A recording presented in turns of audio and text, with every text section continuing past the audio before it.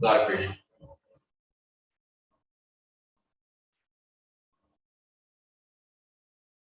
Library.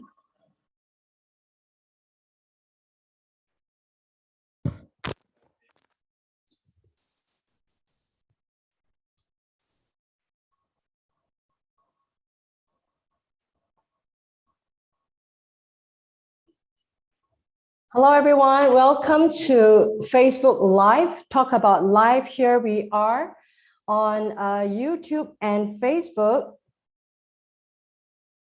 And I'm just going to wait for a while before the show starts in a couple of minutes. And today we're going to talk about the latest current affairs. And that is, sadly, it's about the war in Ukraine.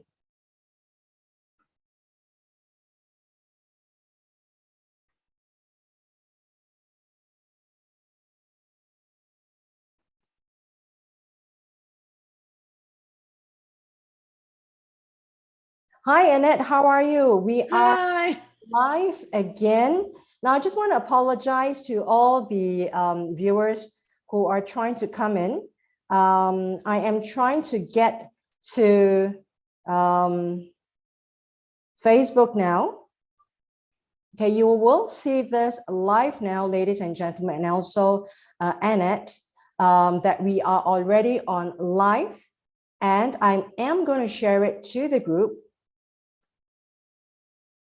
And today it's such an important day, Annette. It's such an honor to have you to be with us in Singapore, Annette. And I've got a string of questions I'd like to interview you. So this is a very special show with Miss Annette Whittenberger, and she's live from Texas with us.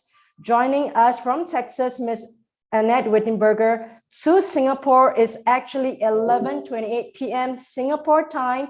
And we are live on YouTube and Facebook. And today, sadly, what brought us from our ceremony retirement from podcasts is a very important topic that's facing all of humanity. And I wanted to, and I want to take this time to share with Annette and all the viewers, either now live or later on, you know, these quiet, silent tears that we have shed, for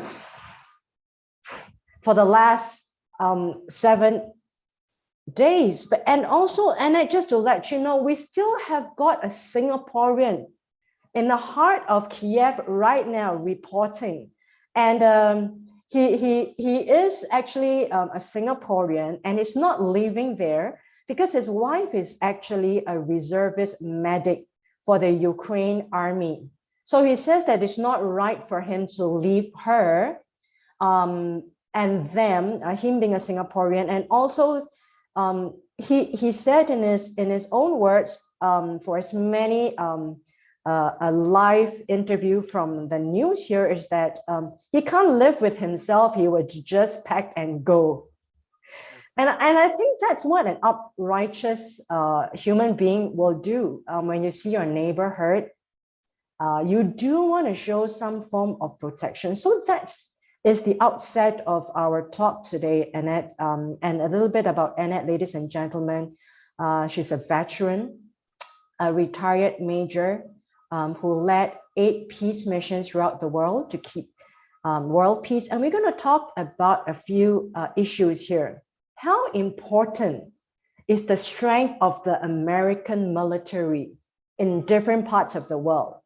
Even in Asia, we're talking about possible flares up, North Korea, right? Taiwan, right?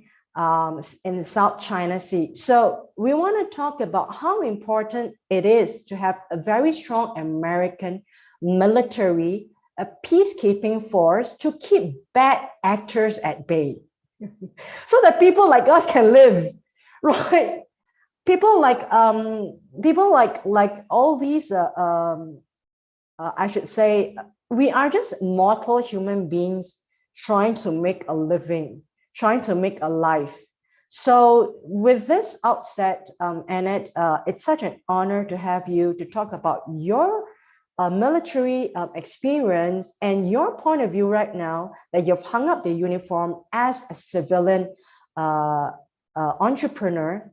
How are you going to take this on a personal level and also as an ex former military personnel and also as a current military wife? Ma'am, thank you for being with us in Singapore. Miss Annette Whittenberger, thank you for being here with us. Such an honor to have you. Tell us what went through your mind when you heard that. And I saw on your Facebook, it was your son who kind of woke you up about the news. Tell us, Annette. He did. So we don't have cable, and there are certain times where I'll stream the news, but then everything's on Facebook. So I did some research, but my son, he's 19. He's really he surprises me. He surprises me because he keeps me up with current events most of the time. But he came into my room one morning. He says, "Mom, guess what happened?" Wow. And then he told me, and I just, it breaks my heart because we're here, and because this is what our future is for our children. And so it is very heartbreaking. I feel hopeless. I know a lot of my peers feel the same, that we can't do anything. And he even made a joke, which I didn't think was funny, but he says, "What if I got drafted?" Oh, wow. And my heart was like, okay, yeah. He had, at 18, he has to sign up for civil service. So I said, "That's not funny. Don't joke about that. That would kill me. I don't want you to get drafted." But that's not fair for me, because we have our soldiers who are young. We have young soldiers that are training to prepare to go. And so it's surreal. It's just like, this isn't really happening. And so it's just very scary. And you brought up a few points that I wanted to ask you anyway. You being a mom, and a lot of us, like in Singapore, we grow up in an environment where we take peace for granted, right? And also we're living in a world right now, we're facing social media. But if we talk about 10 years before, we never had that kind of social media movement, whereby you see from your screen on your handphone in the middle of the night on your bed, and you see people actually streaming live. They're streaming live, they're talking about what's happening in many parts of the world. And of course, it kind of make you wake up, right? I mean, maybe 10, 20 years ago, the wars of your mom, the wars of your grandparents, maybe that really felt distant. It's something that you find in textbooks. It's something that you read in the old news journals when some commentary bring it up. It looks distant. You're not connected. You don't feel anything. It has got nothing to do with me or my life. But when we look at photos that people send or live, or even people just commenting, parents, you can see pictures of I mean, this breaks my heart. I mean, you see a mom sending the son goodbye at the train station. I mean, we see that in the movies, right? Tell me, Annette, how real is it for you? Like you say that if your son is going to be drafted, how would you feel as a mother? Number two, how did you feel in the past when you had to say goodbye to your husband, or your family got to say goodbye to you, your mom has got to say goodbye to you, because you were sent to some real places whereby you got to keep bad actors at bay. Right. Tell us about that, Annette. I honestly, selfishly, I would be devastated if my son was drafted. I would, because it's scary, and if it got to that point, then that means it's just really the war started. If we ever have to draft, that means it's real. Not like it's not that it's not real right now, but to get to the point where we have to draft, that's when it's just a horrific scenario. So which is what's happening there in Ukraine already, because it stopped the men from leaving. Yeah, that I can't imagine being over there. I can't imagine. But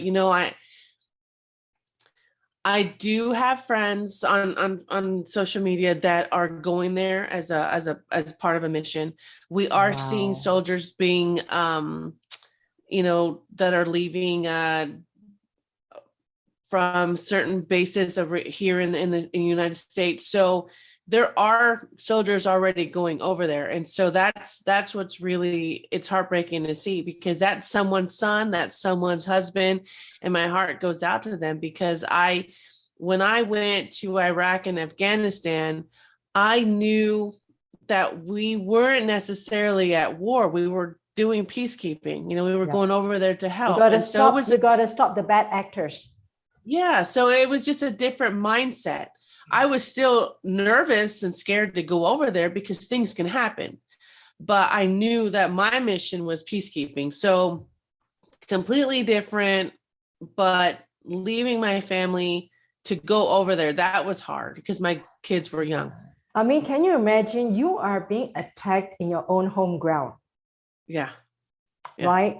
You are being attacked on your own home ground. And I think you talked about that it could be really heartbreaking, because you're really talking about that blood and that flesh that's going to be like torn from you.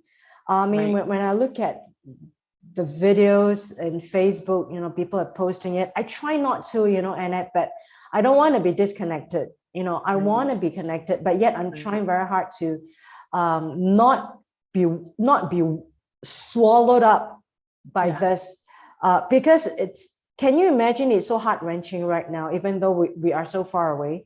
But people out there, because they are being they are being declared war.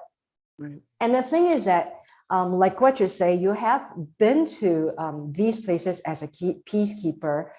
Tell us, the viewers, people like us in Singapore, and many of the young people, the millennials, they have grown up in an era whereby Cold War or whatever upheaval is so far away. They don't really feel it. It's a peacetime growth, right? People spend more time on social media posting on happy things, right? TikTok and dancing. And I would think that we are now also facing a social media kind of reality, right? And we are also talking about a couple of things here. People controlling the media on both sides of Ukraine and Russia. If you look at some of the news that's coming out, Russia has this huge media propaganda that is a totally different story from what people are posting out in another part of the world, from Ukraine. And also, even in the American presidential election, right, the Facebook and the media was taken over by bad actors because they wanted to elect a certain president, which is in their interest, because technology is in the hands of the powerful. So what do you think, like us podcasters, and also what do you think about the social media role in our lives right now, and also the social media role in what's happening at the war zone right now? It's really,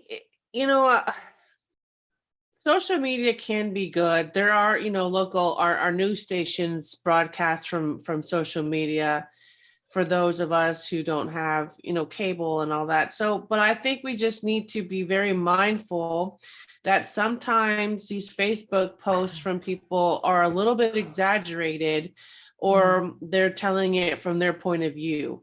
And so we have to take it with a grain of salt. Yes, something horrible is happening over there. We need to pray for everybody involved. But to go on there and backlash, you know, someone's point of view or how the news is reporting it, you really have to just be mindful. Just, they're doing their best. The reporting is as accurately as possible, but you know, just keep up to date. That's the best you can do, but you can't, I don't want to say you can't believe everything you hear, but you have to take it with a grain of salt. You really do. It's very difficult. Social media will always make it more elaborate, more extravagant than it really is. So it's very difficult. We had Facebook back when I was deployed, but we didn't post things like they do now. Now it's just, it's crazy how they do it now. And if you think back of those times that you were being sent, right, you did have a little bit of anxiety when you were sent to do some peacekeeping work on behalf of the people there, keeping bad actors and preventing flares from going. You know, how did your parents feel? I mean, your mom, and you talked about your mom in some of your your website I read, and also your children, and we talked about that. Think back and also share with the viewers, like, how did they feel when they had to say goodbye to a mother or a father? I kind of laugh at that because my mom, she didn't understand. And so she really thought that I could just tell my boss, I can't go, I have 2 kids. And I said, Mom, you can't just tell someone you can't go because you have kids. All of us have kids. But this is what we volunteered to do. You know, this is my job, and I can't leave my soldiers because this is what we were picked to do. So they didn't want me to go. They really thought that I could just say, I can't go. So they didn't understand. So I had to explain it to them, and they were upset. They were upset and they were sad. But I just had to keep in constant communication with them to reassure them that we were okay. And it's hard, it's really hard. Tell us and share with us, the viewers, people who grow up, in this peace times and take peace for granted. When you go there, you're going to leave, we're going into this mind of a soldier putting on the uniform. And even though we know that we signed up for, right? For example, I signed up being an XXX person, and then I know that I'm going to be sent to South Africa, for example, for work. I know that, but you still feel things. You being a human being, Annette, what goes on in your mind? And I know, we've talked about this. You went to Afghanistan because you didn't want to leave your soldiers there alone. And then you were also in Iraq. Tell us times that you feel human, as you were packing. I can't imagine us being a woman, especially, like, you're going to leave your children and you're going to pack and pack and pack, and then you're going to say goodbye. No, now tell us, how your mom felt, but tell us about how you feel. There is a part of me that I felt honored, actually, to be given the leadership role that I had to be able to lead troops.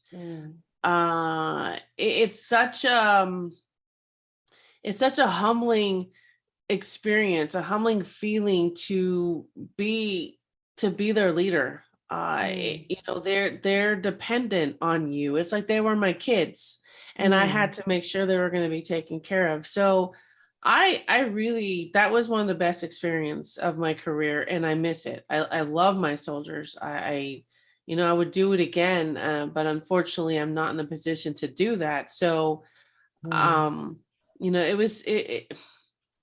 was scared, but I was also like, okay, this is what I'm meant to do, so I'm going to do it. Yeah. You have to take a different character. That's the woman That's the woman there, ladies and gentlemen. So you talked about there's nothing you can do right now. We know you hung up your uniform, and you know, a lot of people will always have different opinion, different points of view about a situation, you know, what's happening there. You know, even in the United Nations General Assembly yesterday, people were voting against and for the war. I want to know, Annette, you know, now that you've hung up your uniform and being an American peacekeeper, you know, there is a lot of base here in Singapore, I mean, Asia, right? There's a base in this part of the world, in Thailand, in Philippines, in the past was the Subic Bay, and then you've got a base in Korea, and also you've got close ties with Taiwan, just to keep the balance, right? Just to keep things in balance so that the rest of us can still live and hopefully thrive. So how do you feel as a civilian right now? And you were saying there's nothing you can do. I mean, is there a real struggle? Because that's a big part of your adult life. I mean, that's your life. You're talking about like 20 years or so in the military when you were young as a woman, and then you grew up, and then you saw how the world have changed, and now you have hung up your uniform. What goes on in your mind? What kind of struggles do you go through, Annette? I feel guilty. Tell I us. do. I really, you know, there is an opportunity for us to volunteer. There is. We've been given that opportunity to sign up and go over there, but I can't. I can't do it due to some medical issues and stuff like that, and I feel guilty because I ask myself, if I could, would I do that? Would I leave my kids again? You know, but the thoughts that go through my mind make me feel guilty as well, because there's so many soldiers who don't get that option. They're going, you know, because they've trained for this. And so there's so many mixed emotions, but the first one was guilt, because I feel helpless sitting here, sleeping in my bed, watching TV. I'm doing all these things that these people over there are not doing. And it just, it breaks my heart every day. Yeah. And I don't, No. And I want to ask you, do you, in that case, deliberately shut the TV off? I deliberately don't stream the news right now because I don't. It is so bad. It is so heart-wrenching, right? Okay, let's calm down. Let's calm down. Yeah, but you know, and you're true that the social media plays a huge role. You know, because when I was in, when I was in France, and there's this Je suis Charlie, I am Charlie, right? They bombed, the terrorists bombed Paris because there was a bad cartoon that came out and was printed by the private cartoon, the papers, right? And of course, the people died at the publisher's outlet because they published this Charlie cartoon. And the terrorists came in.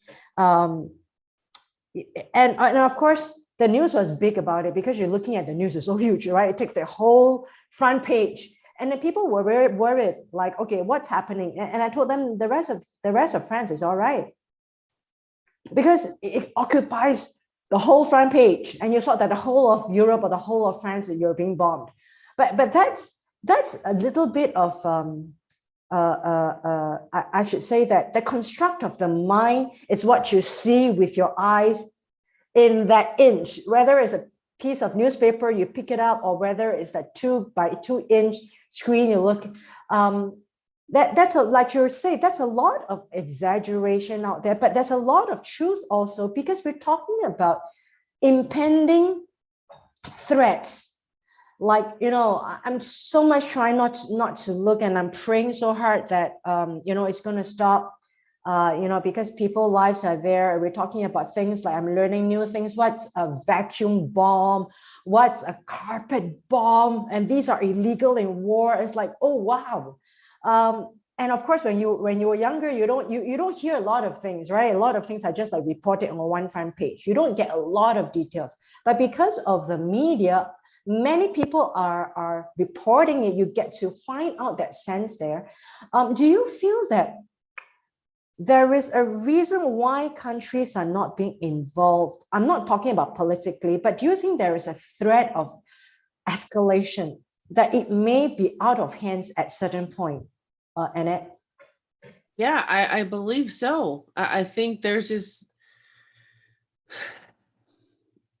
many other countries are purposely not getting involved. Yeah. And they're just like, okay, we're just gonna stay over here, you guys do your thing, because it could be bigger than we can ever imagine, and that's that's where we don't want. And so it's a very terrifying feeling, a terrifying thought. And I can't imagine. And I just texted my friend a few days ago, on the third day that the war broke out. I text my friend in Paris. I say, hi, my dear friend Emily, are you okay? How's France now? Are people anxious over the war? Let's pray it does not escalate to a bigger war. And she says, yes, I'm perfectly fine, thank you. Of course, everyone is worried about this, worried about the Third World War. We're talking about First World War and Second World War that actually started out there in Europe, right? And it is real to the people on the ground. Right. Even the people who are young, because their parents or the grandparents have lived through those very, very hard times. Right. We're talking about people who are there right now. I mean, at the border, whether it's Kosovo, I'm talking about the Eastern Bloc there, Kosovo, we're talking about the Czech Republic, we're talking about Poland, Hungary, and then a little bit like, going in there. So I just want to ask a couple of questions before you leave. And of course, that makes it the reason why they're not going in there. Why you've got all these presidents not speaking a word of it, because they're so afraid it becomes a volatile situation. Right. Final question. We read a lot in the American news, freedom. Define what is freedom to the people at large. We don't have a lot of freedom here in Asia, okay? We don't have a lot of talks about rights. Tell us freedom, and what does it mean about price of freedom that we read a lot? Freedom is being able to live my life the way I am right now, because we have people that are fighting for us. They're trying to keep it over there and let us live this life that we are. Every day I wake up that I could do what I want. That's not everybody has that. And freedom of speech and being able to be here, not everybody has that opportunity. And so, growing up, I did take that for granted, because everything, I was oblivious to the world. And now it's like, oh my gosh, we need to really appreciate that we can have a shower with warm water. And I'm guilty of taking a lot of things for granted. I mean, we get like that. We get complacent. We don't think about it. But when we really sit down and think about it, not everybody has these opportunities. And it's just, it's hard. Yeah, and in many parts of the world. So to wrap up, Annette, for the next 10 seconds, got a question for you. Now, going forward, what's your vision of the world, and what's your view of the world? Talking about the world as in America, and also the geopolitical balance that we should seek. What is your view? I don't see it getting any better, unfortunately, because there's so much negativity, even with our current leader, and it's just hard. And unless we could come together to try to be stronger and to make change, I don't know if it's going to get better, because there's so many people on opposite sides that aren't willing to come to an agreement, that are willing to make a compromise. All they want to do is fight. And whether you're fighting on social media or you're out there in front of the White House, when is that going to stop? Is it necessary to go out there and riot? It's not. There's got to be another way. And it's just heartbreaking. It's very scary. And do you think that a stronger America actually does contribute to world peace? I believe so. If we can get there, we need to get to that place again. Yeah. And because I regardless of all the political differences, but I do think that having and it's also about the stand on Singapore. Nothing about political, but it's all about economics, I should say. Because if you do have strong police as in using in a very fluid way, if you do have a strong police policing the streets of the world, in a figurative sense, the rest of us can thrive economically, right? Keeping people at bay, making sure that, this is the way to go, keeping the behavior of people. I'm talking about behavior as in like not just sending a bomb whenever you like. Right. Yeah. And that's why I do agree with what America has done with your past president, Donald Trump. I mean, even despite there's a lot of things, anybody can be controversial, I should say. But one thing is right, is that he wanted to he wanted to make America strong so that no one fights. Right. So that we all can pursue economic growth and give a chance to economic growth, and even to places whereby people never had a chance of economic pursuit before in their lives. So with that tenet, I totally do agree with that view, that if you have strong pillars of the world, and then you kind of like suss out the distractions of war, or the distractions of war mongering, then the rest of us have a chance for economic success. Thank you so much, Annette. I'm so grateful to have you for the last 40 minutes or so. I should have you on again, because we can talk about this deeper, and I do know that you have a lot of thoughts. And I think I am the person to kind of dig it out. You are. I've never talked about this. I haven't. I've only discussed it in my house. So you're the first person that I'm actually expressing. And it was, thank you for this. Thank you. I thank you. It's such an honor to have you. It's such a great honor. And also your information about your life stories, even though they're just snippets, it's such a privilege for us to have a glimpse into the mindset of a soldier. And I think we need to give that human face, not just digits, right? Digits as in people wearing the uniform, a faceless and nameless army. No, I think we have come to this stage in our life in the millennium, that we should be able to decipher and also to make out truths. And I think you're the best person to be able to give us a lot of education, a lot of glimpse. And I thank you so much from Singapore, ma'am. I hope to talk to you again, episode 2. Let's see what happens to Kiev tonight. I mean, my heart goes out to what's happening, because it seems that I'm not even going to say, I mean, people can look it up in the current affairs, but it is a very, very dangerous and pivotal time in humanity. And it's not to be understated. It's not an understatement. Thank you so much, ma'am. Thank Annette, you. I'm going to talk to you again very Yes. soon. Let's keep up with the development and let's hear it from you, your take on it from a military and humanistic point of view. Thank you, ma'am, and you take care Thank you. there. Bye. Thank you. Bye.